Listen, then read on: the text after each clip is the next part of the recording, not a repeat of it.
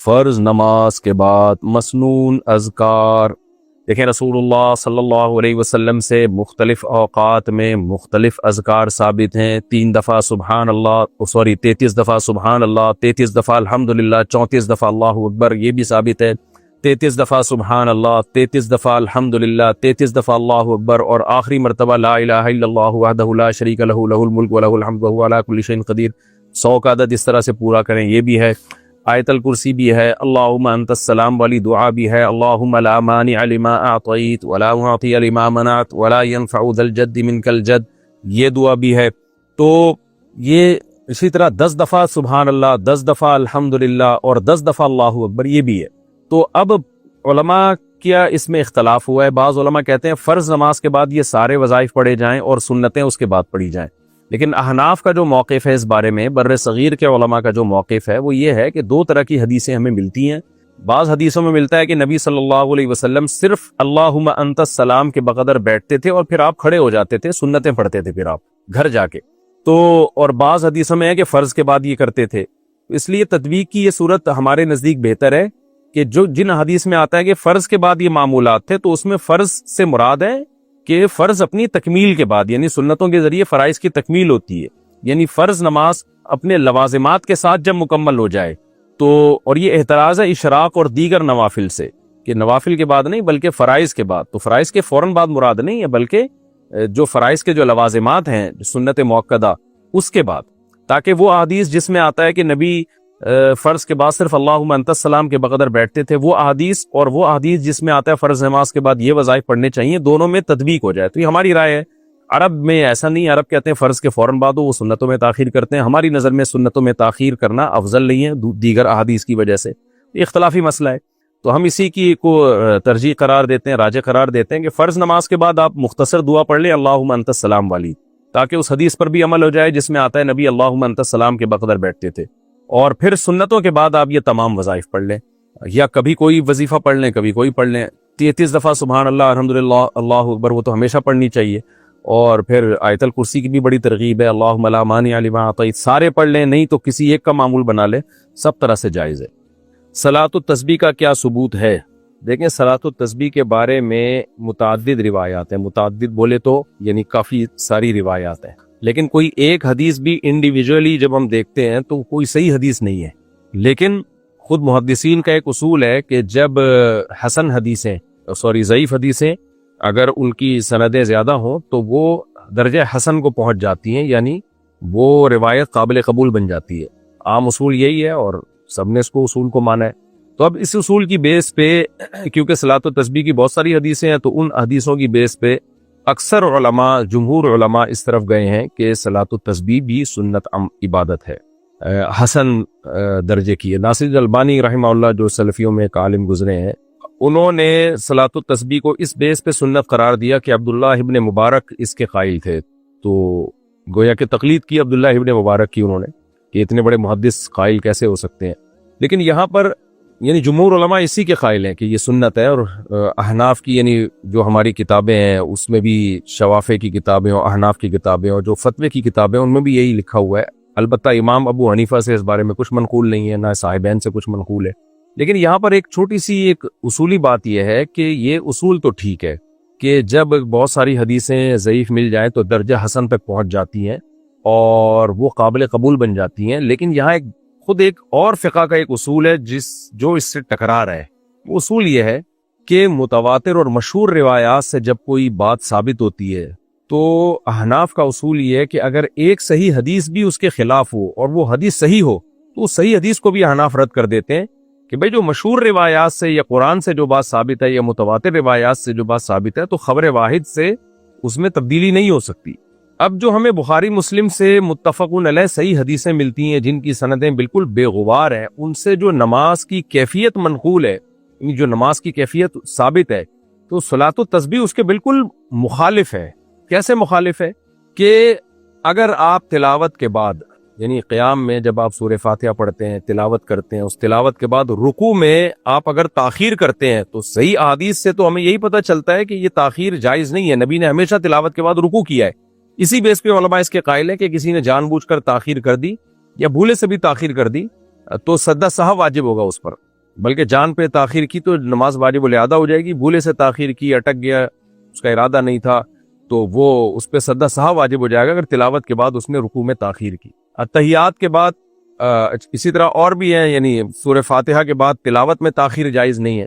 تو صلاۃ و تسبیح میں ہوتا یہ ہے کہ تلاوت کے بعد بھی آپ تسبیحات پڑھنا شروع کر دیتے ہیں، رکوع میں تاخیر ہو رہی ہے۔ تو یہ جو کیفیت ہے یہ ان متواتر حدیثیں اور جو کثرت سے صحیح حدیثیں ہیں، ان حدیثوں سے جو اصول ثابت ہوتا ہے اس کے بہرحال یہ خلاف ہے۔ اس لیے بعض علماء صلاۃ و تسبیح کے قائل نہیں بھی ہیں۔ تو ہمارے شیخ حضرت مفتی رشید احمد صاحب رحمہ اللہ تعالیٰ کی بھی یہی رائے تھی کہ صلاۃ و تسبیح پر ان کو اطمینان نہیں تھا۔ وہ یہ کہتے تھے کہ بھئی یہ تو مشہور روایات کے بالکل اگینسٹ ہے، اور علامہ ابن تیمیہ رحمہ اللہ تعالیٰ بھی اسی کے قائل ہیں۔ ان کے الفاظ یہ ہیں لم یثبت مثلہ بمثلہ، کہ اس جیسی نماز جو عام نمازوں کے بالکل خلاف ہے اس کی کیفیت، وہ اس جیسی کمزور روایات سے اس کا ثبوت نہیں ہو سکتا۔ بہرحال اختلافی مسئلہ ہے، جمہور کی رائے یہی ہے کہ صلاۃ و تسبیح سنت ہے، بعض محققین اس کے قائل ہیں کہ سنت نہیں ہے۔ تو مجھے تو جو میرا چھوٹا منہ بڑی بات، میں کوئی محقق یا صاحب ترجیح میں سے نہیں ہوں، لیکن حقیقت یہ ہے کہ پورے طور پر اطمینان نہیں ہوتا۔ لیکن بہرحال میں عوام کو وہی رائے بتاتا ہوں جو جمہور کی رائے ہے، اور جب اتنا بڑا اختلاف ہو اور جمہور ایک طرف ہو تو اس عمل کو بہرحال بدعت نہیں کہا جا سکتا۔ تو اس لیے عوام کو میں عوام پہ چھوڑ دیتا ہوں، آپ کو جن علماء کی رائے پر زیادہ اعتماد ہو اس پر عمل کریں۔ تو اگر آپ کو اطمینان اسی پہ ہے جمہور علماء کی رائے پر کہ پڑھنی چاہیے تو پڑھیں، اللہ تعالیٰ سے پوری امید ہے، کیونکہ اس میں بہرحال ذکر ہی کر رہے ہیں، کوئی ایسے خلاف شرع کام تو نہیں کر رہے ہیں نا، اللہ کا ذکر ہی کثرت سے کیا جا رہا ہے۔ تو بہرحال دونوں رائے ہیں، میرا مقصد تھا صرف دونوں رائے سامنے آ جائیں کہ بعض محققین اس کے قائل ہیں کہ صلاۃ التسبیح کے بارے میں جو روایات ہیں اتنی جاندار نہیں ہے کہ اس سے ایک ایسی نماز ثابت کی جا سکے جو عام نمازوں کے بالکل خلاف اس کی کیفیات ہیں، بلکہ عام نمازوں کو دیکھا جائے تو اس سے گویا سجدہ سہو لازم آ رہا ہے۔ تو یہ ہے کہ اب آپ خود فیصلہ کریں، جو پڑھ رہا ہے وہ بھی ٹھیک ہے، اگر کوئی اس کو صحیح نہیں سمجھتا تو وہ بھی ٹھیک ہے۔ اختلاف کا ظرف بہرحال پیدا کرنے کی بہت شدید ضرورت ہے۔ اگر کسی مسئلے میں کسی عالم کا اختلاف ہو تو اس کو اعتدال کے ساتھ بیان کر دیا جائے اور سب علماء کا احترام دل میں رکھا جائے، کسی کو برا بلا نہ کہا جائے، اور جس عالم کی رائے پر آپ کو زیادہ اعتماد ہو آپ اس کی رائے پر عمل کریں۔ میں نے پہلے بتا دیا بدعت نہیں کہا جا سکتا اس کو، کیونکہ جمہور علماء بہرحال اس کے قائل ہیں۔ فوریکس ٹریڈنگ کا کیا حکم ہے؟ فوریکس ٹریڈنگ جائز نہیں ہے، کیونکہ کرنسی یا گولڈ پر آپ قبضہ کیے بغیر آگے بیچ نہیں سکتے، یہاں کچھ بھی نہیں ہوتا، بس فرضی خرید و فروخت چل رہی ہوتی ہے۔ جھینگے حلال ہیں یا حرام؟ حرام سے کم بھی کوئی درجہ ہوتا ہے، ایک دم ڈائریکٹ کسی چیز کو حرام نہیں بنا دینا چاہیے۔ دیکھیں جھینگے کے بارے میں کئی بار کلپ ریکارڈ کروا چکا ہوں، پوچھا ہے تو دوبارہ بتا دیتا ہوں۔ نبی صلی اللہ علیہ وسلم نے فرمایا الحلال بین والحرام بین، حلال بھی واضح ہے، حرام بھی واضح ہے، لیکن کچھ چیزیں آپ صلی اللہ علیہ وسلم نے فرمایا درمیان میں ہیں، مشتبہ ہیں، تو جو مشتبہات سے بچتا ہے تو وہ اپنے دین کو بچا لیتا ہے۔ اب ہمیں کیا کیا چیزیں حلال ہیں نبی نے واضح طور پہ بتا دیا، بکرا ہے، گائے ہے، اور وغیرہ وغیرہ، مرغی، بطخ، یہ سب چیزیں جو پرندے ہیں جو چونچ سے کھاتے ہیں، درندے نہیں ہوتے، وہ شکار نہیں کرتے، وہ سارے پرندے حلال ہیں۔ سمندر میں مچھلی حلال ہے، صحابہ نے کھائی، قرآن میں اس کا تذکرہ ہے۔ اب سمندر میں مچھلی کے علاوہ جو مخلوق ہے اس کے بارے میں نصوص خاموش ہیں، یعنی قرآن و سنت خاموش ہے، لہذا جب خاموش ہے تو اجتہاد کیا گیا۔ تو بعض علماء اس کے قائل ہو گئے، بعض مجتہدین اس کے قائل ہو گئے کہ بھئی ہمیں سمندر میں کسی چیز کے حرام ہونے کی دلیل نہیں ملتی، اور قرآن میں یہ اجازت دی گئی ہے کہ سمندر کا شکار تمہارے لیے حلال ہے، احل لکم صید البحر وطعامہ متاعا لکم وللسیارہ، کہ تمہارے لیے سمندر کا شکار حلال ہے۔ اگرچہ اس میں اسپیسیفک مچھلی کے علاوہ یا جھینگے کا تذکرہ نہیں کیا، لیکن وہ کہتے ہیں بھئی اللہ نے جب مطلق رکھا ہے تو ہم حلال سمجھتے ہیں۔ لیکن بعض فقہاء اس طرف گئے ہیں کہ نہیں یہ حلال نہیں ہے، ان کے پاس بھی دلائل ہیں، تو امام ابو حنیفہ، امام ابو یوسف، امام محمد وہ اسی طرف گئے ہیں۔ وجہ اس کی ہے، وہ کہتے ہیں جو آپ قرآن کی جس آیت سے آپ استدلال کرتے ہیں جس میں آتا ہے کہ تمہارے لیے سمندر کا شکار حلال ہے اور اس کا کھانا بھی، اس کا سیاق و سباق دیکھا جائے تو یہ اصل میں احرام کی پابندیوں میں کیا کرنا ہے کیا نہیں کرنا اس کا تذکرہ ہے۔ تو بتایا جا رہا ہے کہ احرام کی پابندیوں میں تم نے خشکی کا شکار نہیں کرنا، سمندر کا کر سکتے ہو۔ تو اس میں یہ نہیں ہے کہ سمندر میں کیا کیا حلال کیا کیا حرام، یہ اس آیت کا موضوع ہی نہیں ہے۔ اس کا مطلب تو یہ ہے کہ جو شکار تم پہ جانور کا حرام ہوتا ہے احرام کی حالت میں تو وہ لاگو ہوتا ہے خشکی کے جانوروں پر، سمندر پہ شکار تم کر سکتے ہو۔ اور وہ دلیل دوسری دیتے ہیں، نبی صلی اللہ علیہ وسلم کی حدیث ہے احلت لنا میتتان السمک والجراد، قرآن نے ہر طرح کے مردار کو حرام قرار دیا ہے۔ حرمت علیکم المیتۃ، تم پر مردار حرام ہے، تو اور یحرم علیہم الخبائث، قرآن کہتے ہیں ناپاک اور خبیث چیزیں تم پر حرام ہے. تو اب مردار میں جب سب حرام ہو گیا تو مچھلی کے علاوہ سب چیزیں، کیونکہ اس سمندر کے جانوروں کو ذبح نہیں کیا جاتا تو سبھی حرام ہو گئے.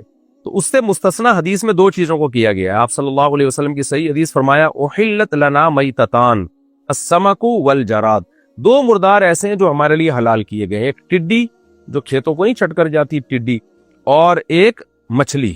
تو اس لیے امام ابو حنیفہ کا موقف اس میں بہت مضبوط ہے. وہ کہتے ہیں بھائی کہ اللہ تعالیٰ نے، نبی نے ہمیں دو چیزوں کو مستثنا کیا، خارج کیا ہے، ورنہ ہر طرح کے مردار کو حرام قرار دیا گیا ہے. اس میں صرف دو چیزوں کو خارج کیا ہے، مچھلی اور ٹڈی. تو دو ہی چیزیں خارج ہوں گی، ان کے علاوہ سب چیزیں اپنے عموم پر ہوں گی اور ناجائز ہی ہوں گی. اور دوسری بات یہ کہ اگر ہم یہ قول لے لیتے ہیں کہ سمندر میں مچھلی کے علاوہ سب چیزیں حلال ہیں، یعنی پانی کے تمام جانور حلال ہیں، تو ایسی گند نکلتا ہے سمندر سے اور دریاؤں سے کہ چائنا والے بھی شاید نہ کھاتے ہیں اس کو، وہ انگریز تو کھاتے ہی نہیں ہیں.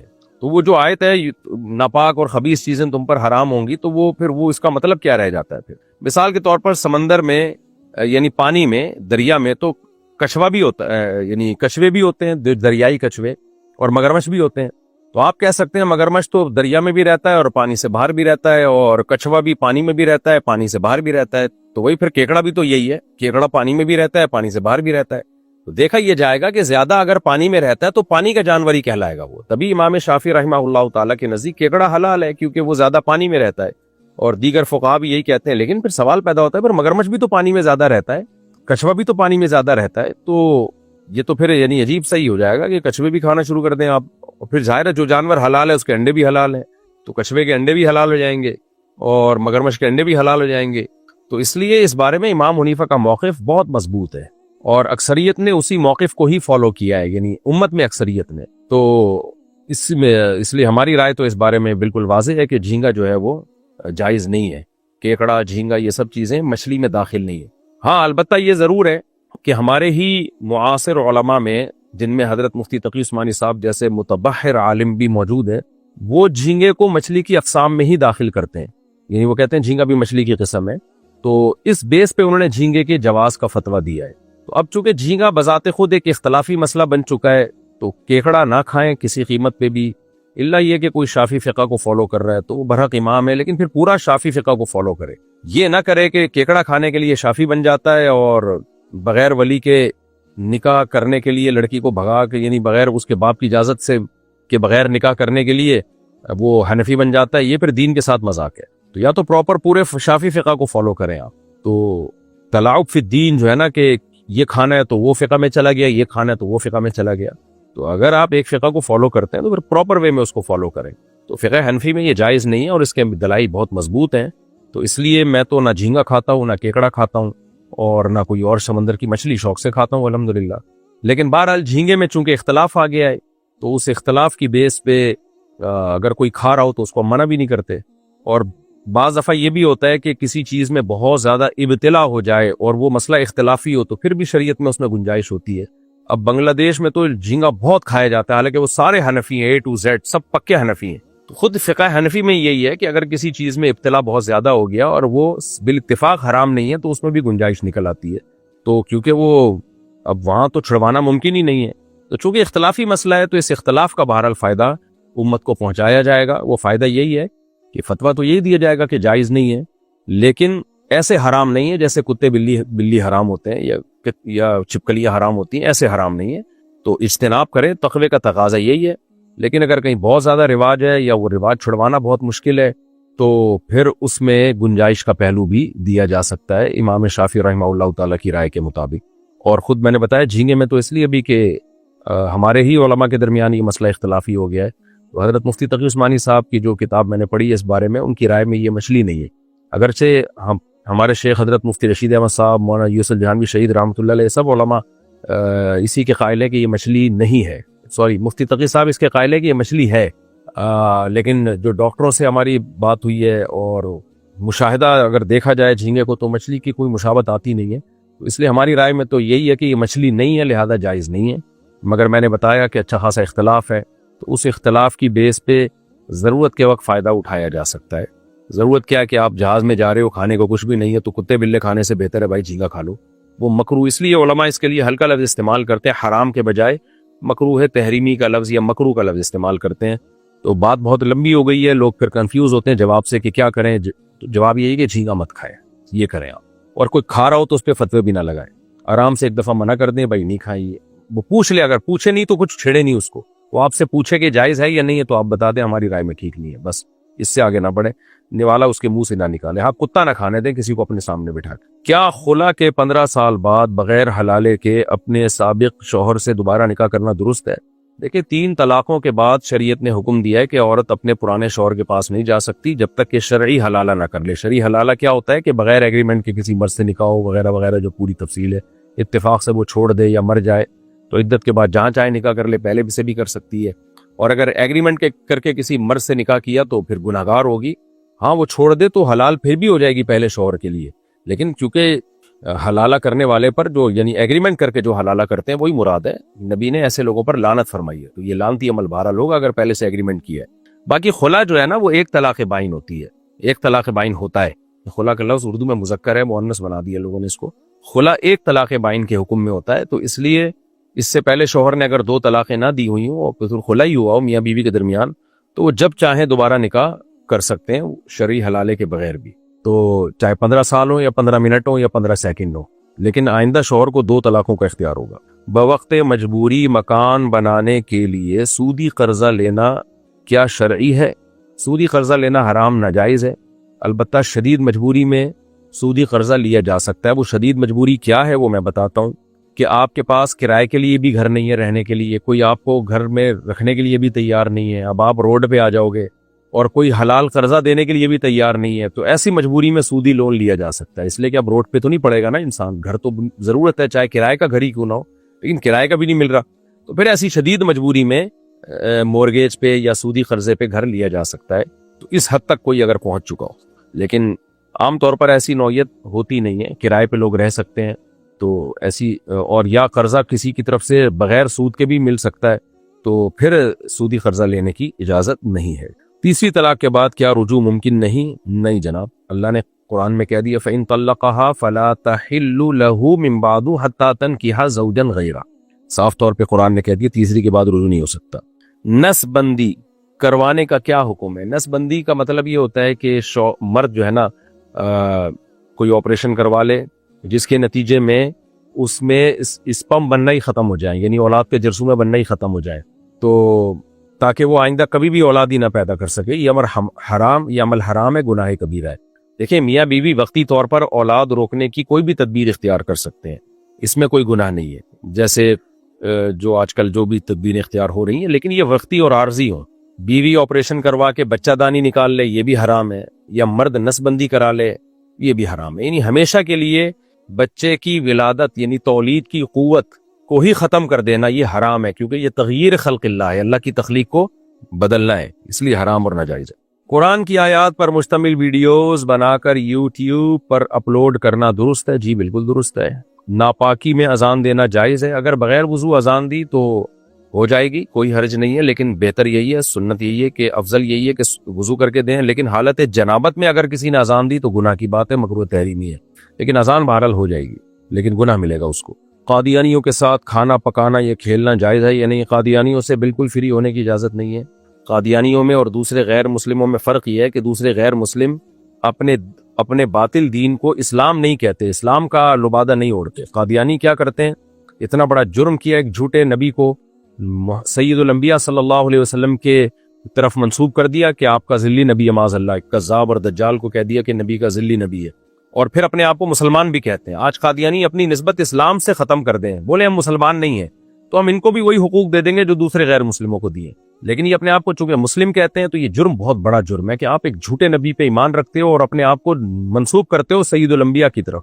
تو اس لیے قادیانیوں کے ساتھ میل جول اور دوستیاں یہ ناجائز اور حرام ہے. کچھ غیرت اور دینی حمیت کے بھی کچھ تقاضے ہوتے ہیں. ہاں, دشمنی کسی سے نہ رکھیں, بد اخلاقی کسی سے نہ کریں, بس ریزرو رہیں. آپ کوئی مارے پیٹنا یا بد اخلاقی کرنا یا گالیاں دینا یہ کام نہ کریں, بس ریزرو رہیں آپ, تو سلام دعا نہ رکھیں. نکاح میں گواہ کا اجرت لینا کیسا ہے؟ دیکھیں, نکاح میں قاضی کے لیے اجرت لینا یا گواہ کے لیے اجرت لینا جائز ہے, کیونکہ کوئی بھی کام جس میں آپ کا وقت خرچ ہو رہا ہو آپ اس کو کا معاوضہ لے سکتے ہیں.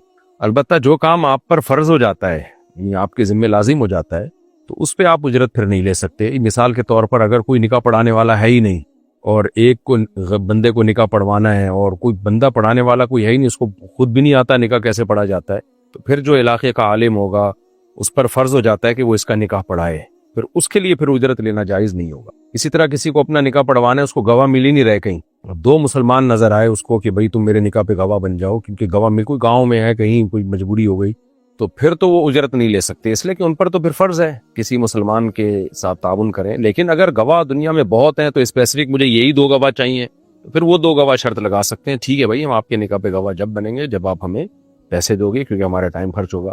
باقی یہ کہ یہ فری پھوکٹ میں ہی ہونا چاہیے, گواہ کا کیا جا رہا ہے, وہاں اتنے لوگ بیٹھے ہوئے ہوتے ہیں, کسی کو بھی گواہ بنا دیں. اگر شوہر بے اولاد ہو تو فسخ نکاح درست ہے. دیکھیں اگر بے اولاد ہو تو فسخ نکاح درست نہیں ہے, البتہ شادی کے بعد پتہ چلا کہ شوہر میں اولاد پیدا کرنے کی صلاحیت ہی نہیں ہے, اس میں اولاد کے جرثومے ہی نہیں ہے اس کے اسپم میں, یا یہ کہ اور علاج بھی نہیں ہو سکتا اس کا, یعنی اب عورت کو پتہ چلا کہ جس بندے سے میری شادی ہوئی ہے اب ناممکن ہے کہ اس کے اولاد ہو, میڈیکل سے یہ میڈیکل رپورٹ آ گئی, تو پھر عورت کے لیے ایسی صورت میں کورٹ سے تنسیخ نکاح یعنی نکاح ختم کرانے کی شرعاً اجازت ہے. البتہ اگر پہلے سے پتا ہو عورت کو کہ جس سے میری شادی ہو رہی ہے اس کے اولاد ممکن ہی نہیں ہے, یا شادی کے بعد پتا چلا لیکن علاج ممکن تھا اس کا, تو یا ویسے ہی قدرت کی طرف سے اولاد ہی نہیں ہو رہی شوہر کے, تو پھر تنسیخ نکاح نہیں ہو سکتا. نئی دلہن کو گھر لا کر اس کے پاؤں دھونا اور اس پانی کو گھر کے اطراف میں چھڑکنا کیا جائز ہے؟ جائز نہیں ہے بھائی, یہ سب توہم پرستی میں آتا ہے اور اسلام آپ کو توہم پرستی سے روکتا ہے. حالت جنابت میں روزہ رکھنا اور دیر سے غسل کرنا کیسا ہے؟ جائز ہے, کوئی حرج نہیں ہے. غسل نماز کے لیے فرض ہے, نماز سے پہلے لازمی غسل کر. کپڑوں پر پیشاب کا قطرہ لگے تو کیا حکم ہے؟ اس کو دھو لینا چاہیے. البتہ اتنی بات ضرور ہے, اگر 1-2 قطرے لگ گئے اور وہ پھیلا نہیں ہے تو دھونا تو چاہیے اس کو, لیکن اگر کسی نے نہیں بھی دھویا تو تھوڑی سی نجاست ہو تو نماز ادا ہو جاتی ہے. ہاں نجاست ہتھیلی کی گہرائی کے برابر پھیل جائے تو پھر نماز نہیں ہوتی, تو 1-2 قطرے اگر کپڑوں پہ لگے ہیں تو دھو لینا بہتر ہی ہے, لیکن کوئی نہیں بھی دھوئے گا تو نماز ادا ہو جائے گی. حاملہ عورت کا روزہ نہ رکھنے کا کیا حکم ہے؟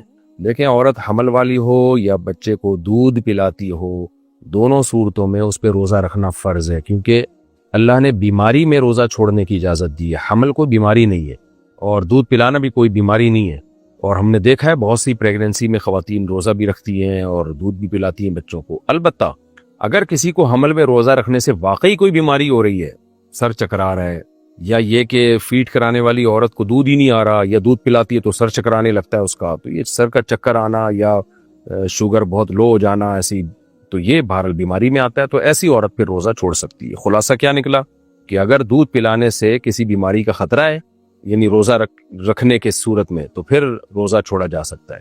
یعنی بیماری کی حالت میں بھی روزہ چھوڑ سکتے ہیں, اور بیماری کا غالب گمان ہو تو بھی روزہ چھوڑا جا سکتا ہے. یعنی اگر روزے آپ کو خطرہ ہے کہ روزہ رکھنے سے بیمار ہو جائیں گے تو بھی چھوڑا جا سکتا ہے. چور بازار سے سامان خریدنا کیا جائز ہے؟ یہ چور بازار کے جو نام پڑتے ہیں نا, چور بازار, اس میں سارا مال چوری کا نہیں ہوتا. چور بازار کو جو ہماری معلومات ہیں, کیونکہ شیرشاہ میں بھی سنا ہے میں نے, کوئی چور بازار ہے کراچی میں, تو چور بازار کے بارے میں جو میری رپورٹ ہے وہ یہ ہے کہ اس میں مال تو سارا بغیر چوری کا ہی ہوتا ہے, لیکن چوری کا مال بھی ادھر ہی جاتا ہے. یعنی چوروں کو پتا ہوتا ہے کہ فلاں جگہ ایک جگہ جا کے وہاں پہ چوری کا مال بکے گا, تو اس کا مطلب یہ نہیں ہوتا وہاں زیادہ تر مال چوری کا ہے. تو اس لیے کسی چور بازار میں اگر زیادہ مال چوری کا نہ ہو, کچھ مال چوری کا ہو, تو وہاں سے پھر خریداری شرعاً جائز ہے, کیونکہ ہمیں کیا پتا یہ چوری کا ہے. ایسے تو ہر مال میں امکان ہے کہ پتہ نہیں اپنی چیز بیچ رہا ہے کس کی چیز بیچ رہا ہے, لیکن اگر آپ کو خود سے پہلے سے پتا ہو, غالب گمان ہو کہ یہاں زیادہ تر مال چوری ہی کا بکتا ہے, تو پھر اس مال کو خریدنا آپ کے لیے جائز نہیں ہے. لیکن ایسا غالب گمان ہونا بڑا مشکل ہے, اس لیے چوری کرنا بھی حرام, چوری کا مال بیچنا بھی حرام, چوری کا مال خریدنا بھی حرام.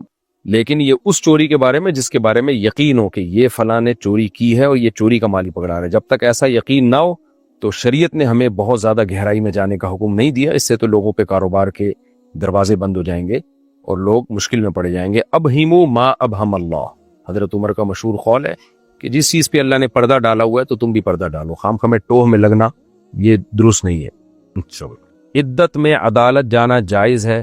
حتی الامکان عورت کوشش یہ کرے کہ کوئی کیس اگر چل رہا ہے تو اس کو ڈیلے کرے تاکہ عدت پوری ہو جائے, لیکن اگر ممکن ہی نہ ہو تو پھر کورٹ کے آرڈر پہ تو جانا پڑتا ہے, ورنہ آپ کے خلاف کیس ہو جائے گا. تو پھر شرعاً پردے کی پوری پابندی کے ساتھ وہ جا سکتی ہے, دن میں جائے, اور جیسے ہی کیس کی سماعت ہو فوراً کیس نمٹا کے فوراً جو ہے وہ گھر واپس آ جائے، گھر سے باہر ٹائم نہ گزارے۔ محمد عرفان کلکتہ سے، کیا میں ان دوستوں کے ساتھ گھوم سکتا ہوں جو شراب پیتے ہیں، نماز نہیں پڑھتے، حرام تعلقات رکھتے اور مذہبی نہیں ہے؟ کوئی ضرورت ہو، مجبوری ہو تو ایک الگ بات ہے، نارملی ایسے لوگوں سے دوستی نہ رکھی جائے، کیونکہ نبی صلی اللہ علیہ وسلم نے فرمایا کہ انسان اپنے دوست کے مذہب پر ہوتا ہے، تو ہر شخص کو چاہیے کہ وہ یہ دیکھے کہ اس کی دوستی کس سے، حدیث میں آئی ہے۔ اور آپ صلی اللہ علیہ وسلم نے اچھی صحبت اور بری صحبت کی مثال بھی دی ہے، کہ اچھی صحبت کی مثال عطر فروش کی ہے کہ اس کے پاس سے خوشبو آتی ہے، اور بری صحبت کی مثال بھٹی والے کی سی ہے، چنگاری لگ کے آپ کے کپڑے بھی جل سکتے ہیں۔ تو کسی کے ساتھ رہنا، صحبت میں رہنا کسی کی، یہ بہت اہم مسئلہ ہے، اسلام میں اس کی بڑی ویلیو ہے۔ اس لیے آپ کے لیے اگر وہ دوست شراب بھی پیتے ہیں، نماز نہیں پڑھتے اور حرام تعلقات رکھتے ہیں، تو آپ ان سے ریلیشن ختم کر دیں، ورنہ اس بات کا پورا خطرہ ہے آپ بھی ان جیسے نہ ہو جائیں، اور اس بات کا بھی خطرہ ہے کہ آپ ان جیسے نہ بھی ہوں تو لیکن آپ کے دل میں ان گناہوں کی نفرت ختم ہو جائے۔ ہم نے بہت سے لوگ دیکھے ہیں جو گناہوں کی نفرت پھر ان کے دل میں ختم ہو گئی۔ ہاں، تبلیغ کی نیت سے کسی کے ساتھ وقتی تعلق رکھنا تاکہ اس کو دین کی دعوت دیں، وہ ایک الگ بات ہے۔ طیبہ راؤ کراچی سے، قضائے عمری ادا کرتے وقت ہر نماز کی کتنی رکعت پڑھنی ہوتی ہے؟ بس فرائض پڑھیں اور وتر واجب پڑھیں، باقی سنت موقدہ بھی چھوڑ دیں قضائے عمری پڑھتے ہوئے۔ طیبہ راؤ کراچی سے، دو سردوں کے درمیان جب بیٹھتے ہیں تو کیا دعا پڑھنی ضروری ہوتی ہے؟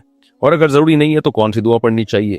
لیکن دو سردوں کے درمیان دعا پڑھنا واجب نہیں ہے، لازم نہیں ہے، کوئی نہ پڑھے تو بھی کوئی حرج نہیں ہے، البتہ افضل ہے، حدیث میں ترغیب ہے، یعنی ترغیب اس سینس میں کہ نبی صلی اللہ علیہ وسلم یہ دعا پڑھا کرتے تھے دو سردوں کے درمیان، تو پڑھ لینی چاہیے۔ اللہم اغفر لی ورحمنی واہدنی ورزقنی وجبرنی ورفعنی، تو یہ دعا اگر یاد ہوتی ہے تو پڑھ لیں، یہ نہیں پوری ہوتی تو صرف اللہم اغفر لی ورحمنی پڑھ لیں۔ اسلم اکبانی صاحب افریقہ سے، میرے بینک بچت اکاؤنٹ میں سود کی رقم آتی ہے، اسے کون سے اخراجات میں خرچ کیا جا سکتا ہے؟ بھائی حتی الامکان سودی بینک میں اکاؤنٹ نہ کھولیں، بہرحال اب سود کی رقم آ رہی ہے تو اسے وہاں سے نکالیں، اور ثواب کی نیت کے بغیر جان چھڑانے کے لیے کسی بھی خیر کے کام میں خرچ کر دیں۔ مسجد کی تعمیر میں خرچ نہیں کر سکتے، یہ ذہن میں رکھیں، یعنی کسی غریب کو آپ صدقہ میں دے سکتے ہیں، جو واقعی غریب ہو اس کو صدقے کے طور پہ دی جا سکتی۔ مسجد کے بیت الخلاء بھی بنائے جا سکتے ہیں اس سے، لیکن مسجد میں تعمیر میں نہیں حصہ ہو سکتا۔ اگر شوہر اور بیوی کے درمیان طلاق کا کوئی گواہ نہ ہو تو بھی طلاق ہو جاتی ہے، جبکہ بیوی حلف اٹھانے کے لیے تیار ہے کہ شوہر نے طلاق دی ہے۔ طلاق کے لیے گواہ ضروری نہیں ہے، اگر شوہر نے طلاق دے دی تو ہو جائے گی چاہے کوئی گواہ نہ ہو۔ اب بعض دفعہ ایسا ہوتا ہے شوہر طلاق دے کے مکر جاتا ہے، بیوی کو پتہ ہوتا ہے، تو اگر بیوی کو 100% 100% یقین ہے کہ میرے شوہر نے مجھے طلاق دی ہے، تو اگر ایک یا دو طلاق دی ہے تو اس سے تو نکاح ختم نہیں ہوتا، 3 طلاقیں دی ہیں تو پھر عورت کے لیے یہی لازم ہے کہ وہ اس سے علیحدگی اختیار کر لے۔ عدالتی خلا میں بہت سارے غیر شرعی خلا ہے، لیکن اس صورت میں عورت کورٹ سے خلا بھی لے سکتی ہے۔ خلا لینے کا مطلب یہ ہوگا کہ طلاق تو شوہر دے چکا ہے، مکر گیا ہے نا، تو شوہر سے جان چھڑانے کے لیے قانونی سہارا مل جائے گا اس کو۔ باقی شوہر پر واجب ہے کہ اس نے اگر دی ہے تو وہ اقرار کرے، کیونکہ ورنہ بہت بڑا گنہگار ہوگا۔ ہاں، اگر عورت کو پتہ ہے میں جھوٹ بول رہی ہوں تو پھر وہ شوہر سے علیحدگی نہیں اختیار کر سکتی، بلکہ عند اللہ وہ مجرم ہوگی اگر علیحدگی اختیار کرتی ہے۔ اگر مرد عورت کے ساتھ نہ رہے، نہ حقوق پورے کرے، خود دوسری شادی کر لے، پہلی بیوی کو جان کر ذلیل کرنے کے لیے طلاق بھی نہ دے، تو اس صورت میں عورت کو کیا کرنا چاہیے؟ کیا ساری زندگی اسی طرح انتظار میں بیٹھی رہے؟ دیکھیں، کسی نے دوسری شادی کی ہو یا نہ کی ہو، جو بیوی اس کے نکاح میں ہے اس کے واجب حقوق پورے کرنا بہرحال لازم ہے، اور 2 شادیوں کے نتیجے میں تو حقوق اور زیادہ بڑھ جاتے ہیں، کیونکہ آپ کی اگر ایک بیوی ہے تو آپ اگر 2-4 راتیں اس کے ساتھ نہیں بھی گزارتے کسی مجبوری کی وجہ سے تو گناہ نہیں ہوگا، لیکن اگر 2 بیویاں ہیں آپ کی تو پھر جتنی راتیں دوسری بیوی کے ساتھ گزاری ہیں آپ کو پہلی کے ساتھ بھی اتنی راتیں گزارنی پڑیں گی، جتنا خرچہ اس کو دیا پہلی کو بھی اتنا خرچہ دینا پڑے گا۔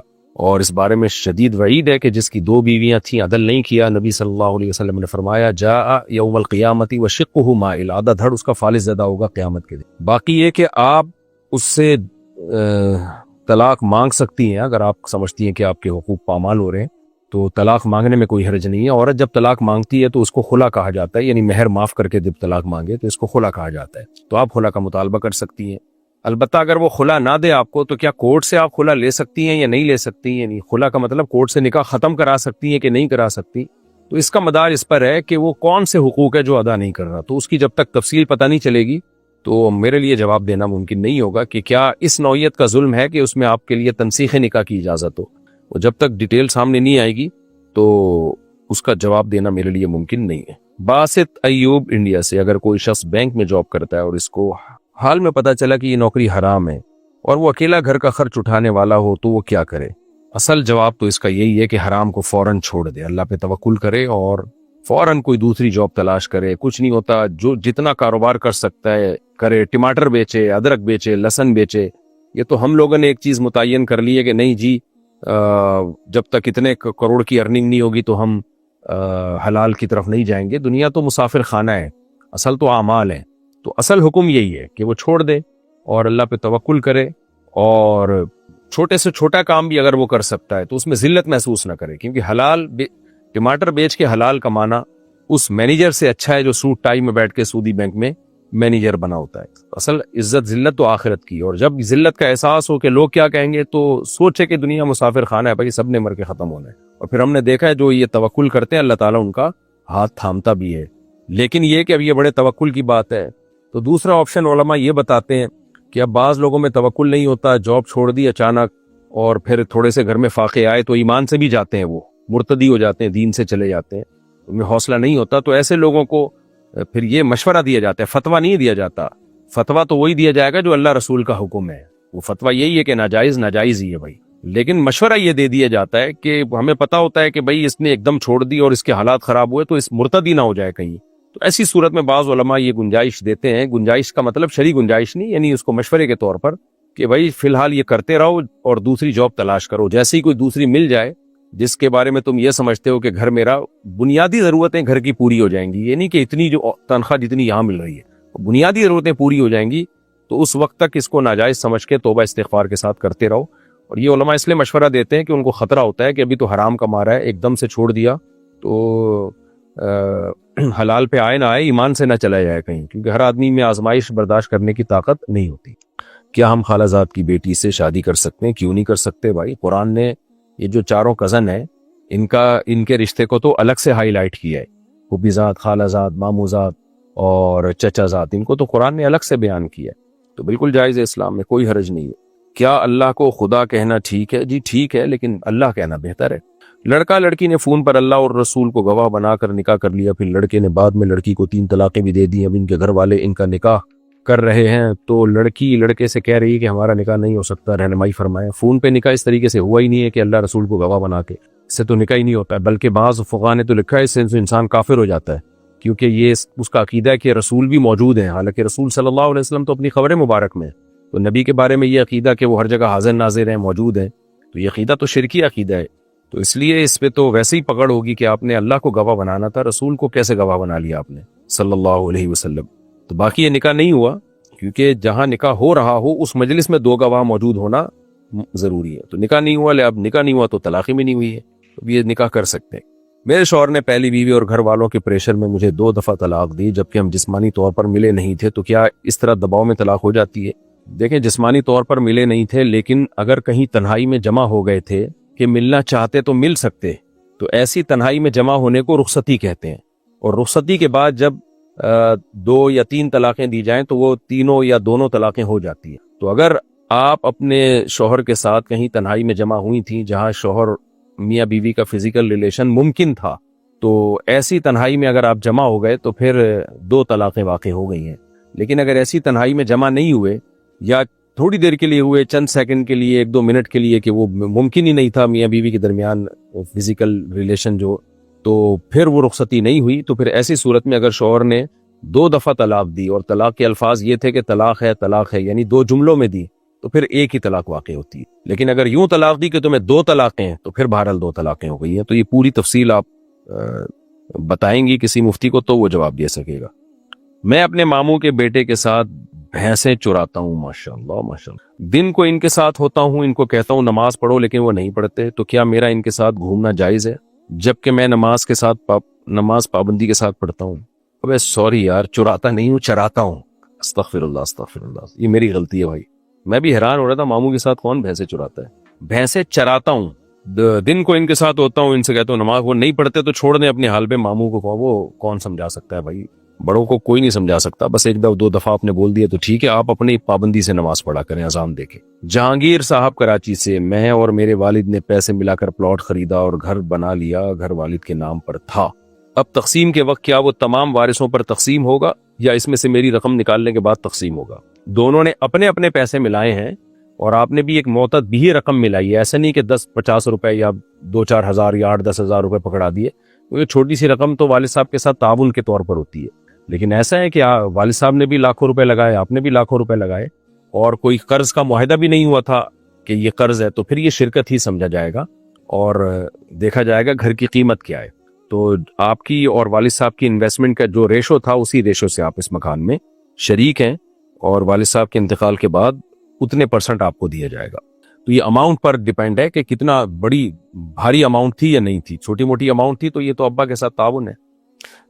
جب میں استنجا کر کے آتا ہوں تو اس کے بعد پیشاب کا خطرہ نکل جاتا ہے, میری نماز کا کیا ہوگا, کیا ہو جائے گی؟ نہیں جناب, پیشاب کا خطرہ نکل جاتا ہے تو نماز نہیں ہوتی, وضو ٹوٹ جائے گا آپ کا. تو آپ نماز سے آدھا گھنٹہ پہلے پیشاب کر لیا کریں تاکہ جو قطرے وطرے نکلنے ہیں وہ آدھے گھنٹے تک نکل جائیں گے, کیونکہ اتنی دیر تک قطرے کسی کو نہیں آتے. تو پھر جو ہے آپ شلوار میں جہاں غالب گمان ہو کہ یہاں قطرہ لگا ہوگا اس میں بہت بہمی بننے کی ضرورت نہیں, اندازے سے شلوار میں وہ جگہ دھو لیں, آپ استنجا کر لیں اور وضو کر کے نماز پڑھ لیں. جن کو خطروں کی بیماری ہے ان کو یہی کہا جاتا ہے کہ یہ لوگ نماز سے پہلے پیشاب نہ کیا کریں, یعنی فوراً پہلے, بلکہ آدھا گھنٹہ 45 منٹ پہلے فارغ ہو جایا کریں. جب آپ کو پتہ ہے کہ بھئی جیسے 1:30 بجے میں نے نماز پڑھنی ہے تو آپ 1:45 بجے یا 1 بجے تک پیشاب سے فارغ ہو جائیں تاکہ نماز کے ٹائم پہ آپ کو پیشاب نہ آئے اور جو خطرہ نکلنا ہے وہ اس دوران نکل جائے. اگر کوئی فرض کی آخری رکعت میں تشہد میں علیکہ کی جگہ علی نہ پڑھ لے تو کیا نماز ہو جائے گی؟ نہیں, تشہد میں پورے جو جس طرح حدیث میں منقول ہے اسی طرح پڑھنا ضروری ہے. تو اگر علی نہ پڑھ لیا اور اس کو کریکٹ بھی نہ کیا, تصحیح بھی نہ کی, تو سجدہ سہو کرنا پڑے گا. سجدہ سہو بھی نہیں کیا تو نماز دوبارہ پڑھے. افروز صاحب انڈیا سے, اگر ہم روضہ رسول صلی اللہ علیہ وسلم پر سلام کے ساتھ کوئی اور بات بھی کریں تو کیا وہ بھی حضور صلی اللہ علیہ وسلم سنتے ہیں؟ دیکھیں یہ چیزیں توقیفی ہیں. ہمیں توقیفی کا مطلب ہوتا ہے جتنا ہمیں بتایا گیا بس اس پر اکتفا کرنا ہے. تو ہمیں سلام کا حکم دیا گیا تو بس ہمیں سلام پر اکتفا کرنا چاہیے. میں نے کورٹ میرج کی تھی, لڑکی کے گھر والے پولیس میں تھے تو انہوں نے مجھے چھوٹے کیس میں جیل کروا دی. مقصد یہ تھا کہ مجھ سے طلاق لے لیں. جیل میں مارتے بھی تھے اور کام بھی کرواتے تھے. تو میں نے کچھ عرصے بعد طلاق ناموں پر دستخط کر دیا, تو کیا طلاق ہو گئی؟ واپسی کا کیا طریقہ ہے؟ اگر آپ کو یہ خطرہ تھا کہ دستخط نہ کرنے کی صورت میں آپ جیل میں پڑے رہتے اور مزید مارتے آپ کو, تو یہ بھی ایک ایسا دباؤ ہے جو معتدی دباؤ کہلائے گا, قابل ذکر دباؤ کہلائے گا. تو ایسے دباؤ میں اگر کوئی شخص طلاق نامے پہ دستخط کر دے, زبان سے طلاق نہ دے, تو پھر طلاق واقع نہیں ہوتی, کیونکہ جیل ایک بہرحال ایک ذہنی اچھی خاصی ذہنی اذیت کا ذریعہ اور سبب ہے. تو ایسے جبر اور ایسے دباؤ میں تحریری طلاق واقع نہیں ہو.